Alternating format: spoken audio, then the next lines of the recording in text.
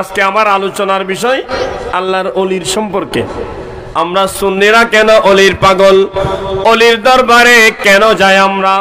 একটু যদি নিজের মন গড়া না বলে যদি কোরআন শরীফ থেকে বলি তাহলে তো মানতে হবে, কি বলেন? হবে কি না? কোরআন শরীফ থেকে বললে না মানলে তো কি চলে যাবে? ঈমান চলে যাবে না? তো এই কোরআন শরীফ এই ব্যাপারে কি বলে? আল্লাহ তো আপনাকে পরামর্শ দিবে, মসজিদে যাও আল্লাহকে পাবে, পরামর্শ দিবে না? নামাজের জন্য দাঁড়িয়ে যাও আল্লাহকে পাবে, হ্যাঁ ঠিক আল্লাহকে পাবে, কিন্তু আল্লাহকে সহজভাবে কিভাবে পাবো আল্লাহ সেটাই আমাদেরকে শিখিয়ে দিচ্ছেন। কিভাবে? হযরতে সাইয়েদনা ইব্রাহিম আলাইহিস সালামকে আল্লাহ নির্দেশ দিচ্ছেন, আযিন ফিন্নাস বিল হজ্জি। ও আমার ইব্রাহিম খলিল, আপনি মানুষকে হজের জন্য আহ্বান করেন। আপনি মানুষকে হজের জন্য আহ্বান করেন। কাকে বলতেছেন? ইব্রাহিম খলিলুল্লাহ ইব্রাহিম আলাইহিস সালামকে বলতেছেন, ইব্রাহিম খলিল আপনি মানুষকে হজ করতে আসতে বলুন, আজান দেন। আজান মানে এখানে ডাকা। কিসের জন্য? একটা আজান নামাজের আর একটা আজান হজের। হজের আজান কে দিয়েছেন? হযরত সাইয়েদনা ইব্রাহিম। এটা কোরআন শরীফ বলতেছে। আল্লাহ বলেন, আযিন ফিন্নাসি বিল হজ্জি। আপনারা খেয়াল করবেন, আমার ভাইয়ের আশেপাশে মাইকের আওয়াজ শুনছেন, আপনারাও একটু খেয়াল করবেন। ভুল হলে এখানে আসি, এখানে সংশোধন করে দিয়ে যাবেন। আল্লাহ বলেন, আযিন ফিন্নাসি বিল হজ্জি। ইব্রাহিম খলিল আপনি মানুষকে আহ্বান করুন, ডাকুন।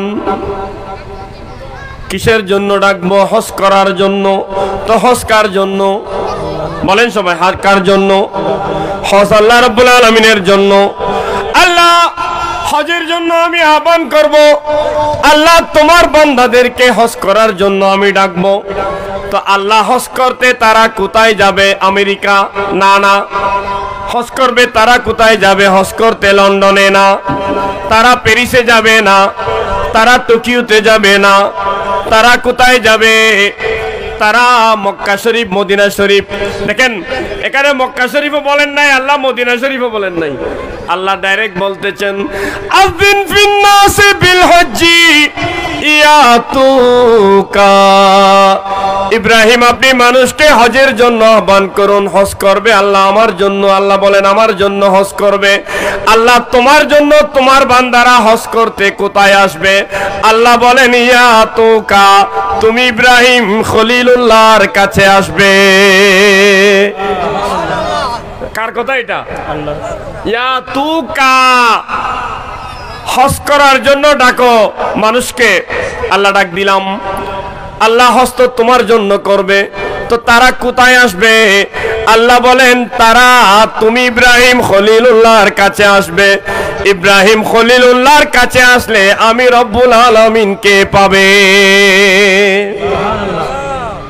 এটা একটু বুঝতে হবে, আমার কথাটা একটু বুঝতে হবে। তাহলে হজ আল্লাহর জন্য যেতে হবে কার কাছে? নবীর কাছে। হজ কার জন্য? আল্লাহর জন্য হজ যেতে হবে নবীর কাছে। এবার আমি গুনাহ করলাম, আমরা গুনাহ হরহ করি কিনা? আল্লাহ আমাদেরকে ক্ষমা করুন, সকলে বলি আমিন। আমরা যখন বড় বড় কবিরা গুনাহ সমূহ করি, বড় বড় পাহাড় সমান, পাহাড়ের চেয়েও বড় পাপ করে গুনাহ করি, তো আমরা গুনাহ মাফ কার কাছে চাইব? বলেন, আল্লাহ রাব্বুল আলামিনের কাছে গুনাহ মাফ চাইব। আল্লাহ তোমার বান্দা পাপ করবে, পাপ করে তারা তোমার কাছে গুনাহ মাফ চাইবে। তো আল্লাহ বান্দা গুনাহ মাফ চাওয়ার জন্য তোমাকে কোথায় পাবে? একটু শুনবেন। আল্লাহ তোমার পাপী বান্দারা গুনাহ মাফ করানোর জন্য তোমাকে কোথায় পাবে? আল্লাহ বলেন আমাকে কোথায় পাবে আমি শিখিয়ে দিচ্ছি। ওয়ালাউ আন্নাহুম ইসলামু আনফুসাহুম জাউকা। শুনেন, ওয়ালাউ আন্নাহুম ইযলামু আনফুসাহুম জাউকা। আল্লাহ নবীকে বলেন আপনি উম্মতকে, গুনাহগার পাপী উম্মতকে জানিয়ে দেন, তারা বড় বড় গুনাহ করবে, পাপ করবে। তারা গুনাহ করে, পাপ করে, তারা অস্থির হয়ে যাবে গুনাহ মাফ করানোর জন্য। আমি আল্লাহ রাব্বুল আলামিন তাদেরকে মাফ করব। তারা আমি খোদার কাছে মাফ চাইবে। তো আল্লাহ তোমাকে কোথায় পাবে? তোমাকে কোথায় পাবো পাপী বান্দারা? আল্লাহ সেটা বলে দিচ্ছেন, ওয়ালাউ আন্নাহুম ইসলামু আনফুসাহুম জাউকা। মাহবুব, পাপী বান্দারা বড় বড় গুনাহ করবে, গুনাহ করে তারা পাগল হয়ে যাবে গুনাহ মাফ করানোর জন্য। আমি আল্লাহ তো মাফ করব। আল্লাহ তুমি মাফ করবে, তোমাকে পাপী বান্দা কোথায় পাবে? তো আল্লাহ শিখিয়ে দিচ্ছেন, পাপী বান্দা বড় বড় গুনাহ করে যাও কা, মাহবুব আপনি নবীর দরবারে যাবে। ওনারা কথা বুঝতে দেখুন না, আমি অলির দরবারে কেন যেতে হয়? আমার ভাইয়েরা, ভুল অর্থ করে করে মানুষকে ঘুরাবেন কেন? সঠিকটা বললেই তো হয়ে যায়। আল্লাহ নিজেই বলতেছেন হজ করবে আল্লাহর জন্য, সে আল্লাহ শিখিয়ে দিচ্ছেন। তো আল্লাহ হজ করতে কোথায় যাবে বান্দা? আল্লাহ বলেন ইব্রাহিম খলিলুল্লাহ তোমার কাছে আসবে। তোমার কাছে আসলে তারা আমি রব্বুল আলামিনকে পাবে। উচ্চস্বরে বলুন সুবহানাল্লাহ। এবারে শুন, গুনাহগার গুনার বোঝা নিয়ে কোথায় যাবে? আল্লাহ সেটা শিখিয়ে দিচ্ছেন। পাপী বান্দা পাপ করে, পাপের বোঝা নিয়ে কোথায় যাবে? পাপী বান্দা পাপের বোঝা নিয়ে মাহবুব আপনি নবীর দরবারে যাবে। তো নবীর দরবারে পাপী চলে গেলাম, আমরা পাপ করে কোথায় গেলাম? নবীর দরবারে গেলাম। ফাস্তাগফিরুল্লাহ, পাপী বান্দা আল্লাহর দরবারে ক্ষমা চাইবে। আমি খুবই সহজভাবে বলার চেষ্টা করতেছি। পাপী বান্দা আল্লাহর দরবারে গুনাহ মাফ চাইবে। তো আল্লাহ রাব্বুল আলামিনের দরবারে পাপী বান্দা আমি আপনি যখন গুনাহ মাফ চাইবো, আল্লাহ অনেক পাপ তো করেছি, তুমি মাফ করবে। তোমাকে কোথায় পাবো সেই ঠিকানা তুমি দেখিয়ে দিয়েছো। তোমার মাহবুব নবীর দরবারে আসার জন্য তুমি বলেছো যাও কা ফাস্তাগফিরুল্লাহ। সেই নবীর দরবারে গিয়ে পাপী বান্দা গুনাহ মাফ চাইবে। ওয়াস্তাগফারা লাহুমুর রাসূল, সেই পাপী বান্দা যখন গুনাহ মাফ চাইবে, রহমতের নবী রওজায়ে আতহার থেকে দুনিয়ায় থাকাকালীন দুনিয়া থেকে ইন্তেকালের পর রওজায়ে আতহারে সেই পাপী বান্দা আমি আপনি রওজায়ে পাকে গিয়ে, অর্থাৎ নবীর দরবারে গিয়ে, আল্লাহর দরবারে যখন গুনাহ মাফ চাইব, ওয়াস্তাগফারা লাহুমুর রাসূল, রাসূলে করিম দয়ার নবীজি, উম্মতের দরদি নবীজি ওই গুনাহগার আমার জন্য আপনার জন্য আল্লাহর দরবারে সুপারিশ করবেন, হাত উঠাবেন। আল্লাহ তুমি আসতে বলেছো, আমি নবীর দরবারে, আমার পাপী উম্মত আমি নবীর কাছে চলে এসেছে। সে নিজের গুনাহ স্বীকার করে তওবা করতেছে, গুনাহ মাফ চাইতেছে। নবী বলবেন আল্লাহ এবার তুমি আমার পাপী উম্মতের গুনাহ মাফ করে দাও। পাপী উম্মতের গুনাহ কি করে দাও? এটা কালাম, আল্লাহর কালাম, কোরআন শরীফ। আমার কোনো নিজস্ব গাইড থেকে বলতেছি না, আল্লাহ বলতেছেন এগুলা। তো এখন নবী দোয়া করতেছেন, নবী দোয়া কবুল কিনা বলেন না? আমি দোয়া করলাম, আল্লাহ আমার দোয়া কবুল করো, ফরিয়াদ কবুল করো। আমার পাপের কারণে দেরিও হতে পারে, দোয়া কবুল হতে হয়তো সময় লাগবে। আল্লাহ নিশ্চিত কবুল করবেন, পুরস্কারও দিবেন, কিন্তু আমার পাপের কারণে আমি ফলাফল পেতে দেরি হচ্ছে। কিন্তু যারা নবী রাসূল তারা তো নিষ্পাপ, আল আম্বিয়া মাসুমুন, তারা নিষ্পাপ, তাদের কোনো পাপ নাই, গুনাহ নাই। বড় করে বলুন সুবহানাল্লাহ। এখন নবী যখন হাত উঠাবেন আমরা বলি আল্লাহ দোয়া কবুল করো, কিন্তু যখন রহমতুল লিল আলামিন দয়াল নবীজি হাত উঠাবেন তখন কবুলিয়ত দৌড়ে এসে নবীর ঠোঁট মোবারক চুম্বন দিয়ে কবুলিয়ত সেটা দোয়াটা আল্লাহর দরবারে নিয়ে যাবে। বড় করে বলুন সুবহানাল্লাহ। इजाबत ने झुक कर गले से लगाया, इजाबत ने झुक कर गले से लगाया, बड़ी नाज से जो दुआए मोहम्मद सलातुन या रसूलल्लाह अलैकुम सलामुन या हबीबल्लाह। इजाबत का सहारा इनायत का जोड़ा, इजाबत का सहारा इनायत का जोड़ा, दुल्हन बन के निकली दुआए मोहम्मद सलातुन या रसूलल्लाह अलैकुम सलाम या हबीबल्लाह। আমরা বলি আল্লাহ দোয়া কবুল করো, আর সেই কবুলিয়ত আমার নবীর দরবারে এসে নবীর ঠোঁট মোবারক চুম্বন করে, নবীর যখন কখন দোয়ার জন্য জবান খুলে সেই দিকে কবুলিয়ত তাকিয়ে থাকে। বড় করে বলুন সুবহানাল্লাহ। তো নবী এখন কার জন্য দোয়া করলেন? আমি পাপীর জন্য।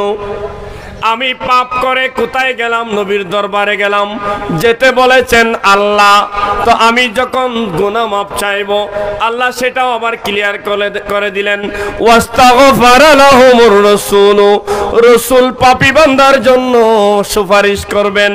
যে মাত্র নবী সুপারিশ করে ফেলেছেন, শোনেন এখন কে সুপারিশ করেছেন? নবী সুপারিশ করেছেন। নবী সুপারিশ করার কারণে ফলাফল কি আসলো? লাওয়াজাদুল্লাহ তাওয়াবার রহিমা। সেই পাপী বান্দা এতদিন গুনার সাগরে হাবুডুবু কাচ্ছিল, আজকে নবীর দরবারে গিয়ে গুনাহ মাফ চাইল, নবী সুপারিশ করে দিলেন গুনাহগারের জন্য। আল্লাহ গ্যারান্টি দিয়ে দিলেন ওই পাপী বান্দা আল্লাহকে তওবা কবুলকারী এবং দয়ালু হিসেবে পেয়ে যাবে। অর্থাৎ পাপীর সমস্ত পাপ আল্লাহ মাফ করে, আল্লাহ সেই পাপী বান্দার প্রতি দয়া করবেন। আমরা নবীর জন্য পাগল না হয়ে কার জন্য হব? আপনি হজ করতে যান, কোথায় যান? ইব্রাহিম খলিলুল্লাহর কাছে, সেটা বলেছেন আল্লাহ। আপনি গুনাহ মাফ করানোর জন্য কোথায় যান? নবীর দরবারে বলেন না, কোথায়? নবীর দরবারে যান। তো নবীর দরবারে গিয়ে গুনাহ মাফ চাইবো, নবী সুপারিশ করে দিলেন, আল্লাহ সাথে সাথে নবীর দোয়া কবুল করে আমার গুনাহ মাফ করে দিলেন, আমার প্রতি দয়ার বৃষ্টি বর্ষণ শুরু করে দিলেন। বড় আওয়াজে বলুন সুবহানাল্লাহ। নবী ছাড়া নেই সাহারা, অনারণ হইলে হাতে বাংলাইব মব বললে ফরন বেগুনে। নবী ছাড়া নেই সাহারা, জানো দুনিয়া বালা, নবী ছাড়া নেই সাহারা, জানো দুনিয়া বালা। নবী মোদের নয়ন মনি, নবী মোদের নয়ন মনি, নবী গলার মালা, নবী মোদের নয়ন মনি, নবী গলার মালা, নবী ছাড়া নেই সাহারা। সালাতুন ইয়া রাসূলুল্লাহ সালামুন ইয়া হাবিবাল্লাহ। হেরা গোহায় খুদার হাবিব নবী কামলি ওয়ালা, হেরা গোহায় খুদার হাবিব নবী কামলি ওয়ালা।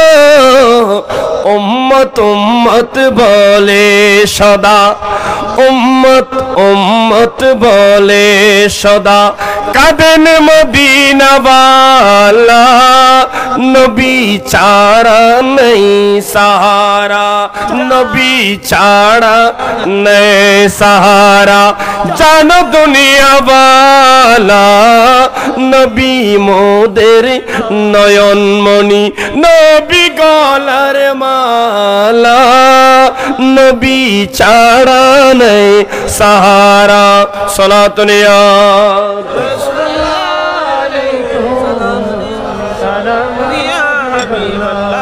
এখন আসুন, আমার আশেপাশের কওমি ভাইয়েরা একটা আপত্তি করবে।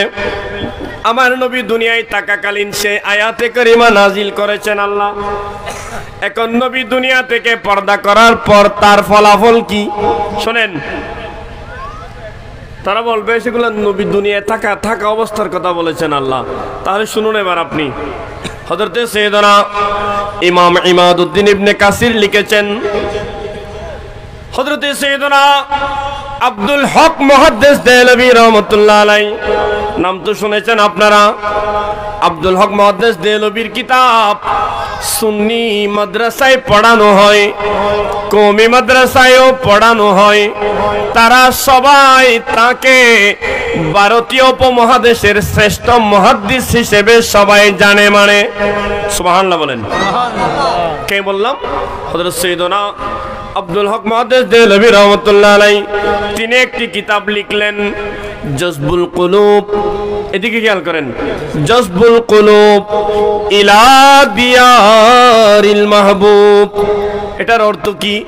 জজবুল কুলুব ইলা দিয়ারিল মাহবুব, হৃদয়ের টানে মদিনার পানে, হৃদয়ের টানে মদিনার পানে।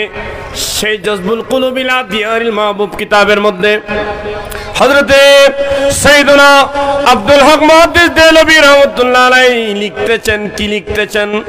একজন আরাবী বেদুইন মরুবাসী পাহাড়ি এলাকার মানুষ, পাহাড়ি এলাকার মানুষ, একজন গ্রাম্য মানুষ, পাহাড়ি এলাকার মানুষ, সে বড় গুনাহ করেছে। শুনেন, সে বড় কি করেছে? গুনাহ করেছে। সে বড় গুনাহ করেছে। সে বড় গুনাহ করে ওই আয়াতে করিমা তেলাওয়াত করলো। কোন আয়াত? ওয়ালাউ আন্নাহুম ইজ্জালামু আনফুসাহুম জাউকা। গুনাহ করলে আল্লাহ কোথায় যেতে বলেছেন? নবীর দরবারে। কোথায় যেতে বলেছেন? নবীর দরবারে যেতে বলেছেন। তো সেই গ্রামের লোকটা গুনাহ করেছে। গুনাহ করে ওই আয়াতের যখন সুসংবাদ পেল, গুনাহগারের গুনাহ মাফ হয় নবীর দরবারে গেলে। বড় করে বলুন সুবহানাল্লাহ। গুনাহগারের গুনাহ আল্লাহ নবীর দরবারে গেলে মাফ করবেন। সেই গ্রামের লোক দৌড়ে দৌড়ে দৌড়ে দৌড়ে আমার কামলিওয়ালা নবীর মদিনা তৈয়বায় চলে আসলেন। তিনি শুনতে পেলেন রহমতের নবী, দয়ার নবী, মায়ার নবী দুনিয়া থেকে পর্দা করেছেন, 3 দিন হয়ে গিয়েছে। নবী আর এখন দুনিয়ায় নাই, নবী এখন রওজা শরীফের মধ্যে। কতদিন হলো? 3 দিন। এটা মুহাদ্দিস দেহলভীর লেখা, আমার নিজের না। মুহাদ্দিস দেহলভী বলেন, সেই গ্রামীণ লোক একটু পেরেশান হয়ে গেল নবীকে সরাসরি না পেয়ে। এখন কি করবেন? সেই গ্রামের লোক দৌড়ে গিয়ে আমার নবীর রওজায়ে আতহারকে এইভাবে বুকে জড়িয়ে ধরলেন। আমরা ওলির দরবারে এইভাবে বুকে জড়াই ধরি কিনা মাজারকে? ধরি। বলেন না। আপনি কিতাবের শুদ্ধ ব্যাখ্যা যদি করেন আপনিও পেয়ে যাবেন মাজারকে বুকে ধরা কেমন। আপনি তো শুধু না যাওয়ার শিরিকের ফতোয়ায় আছেন। আল্লাহ কি বলেছেন, রাসূল কি বলেছেন, সেগুলো একটু মানুষকে বলেন। সেই গ্রামের লোক এইভাবে নবীর রওজায়ে আতহারকে বুকে জড়িয়ে কান্না শুরু করলো। আল্লাহ, তোমার মাহবুব নবীর দরবারে আসার জন্য তুমি বলেছো, এই ঠিকানাটা তুমি দিয়েছো। গুনাহগার গুনাহ করে পাপ করে নবীর দরবারে আসার জন্য তুমি বলেছো। আল্লাহ, আমি আসলাম, আল্লাহ আমার গুনাহ মাফ করো। আর তুমি তো সুসংবাদ দিয়েছো, আমি যখন ক্ষমা চাইব তোমার রহমতের নবী মাহবুব নবী আমার জন্য ক্ষমা চাইবেন, সুপারিশ করবেন। সুবহানাল্লাহ। তো নবী সুপারিশ করবেন সেই আশা নিয়ে সেই পাপী বান্দা আল্লাহর দরবারে কান্না করে গুনাহ মাফ চাইতে লাগলো। হঠাৎ সেই পাপী বান্দা নিজের কানে শুনলো, কি শুনলো? আমার নবীর রওজায়ে আতহারের ভিতর থেকে আওয়াজ আসতে লাগলো, ও পাপী বান্দা, তুমি সঠিক জায়গায় চলে এসেছো। আল্লাহ বলেছেন আমি নবীর দরবারে আসার জন্য এসেছো, গুনাহ মাফ চাইছো, তুমি গুনাহ মাফ চেয়েছো। আমি রহমতের নবী তোমার জন্য আল্লাহর দরবারে সুপারিশ করে দিয়েছি। কদ গফিরা লাকা, কদ গফিরা লাকা, কদ গফিরা লাকা। নিশ্চয় নিশ্চয় আল্লাহ তোমাকে ক্ষমা করে দিয়েছেন।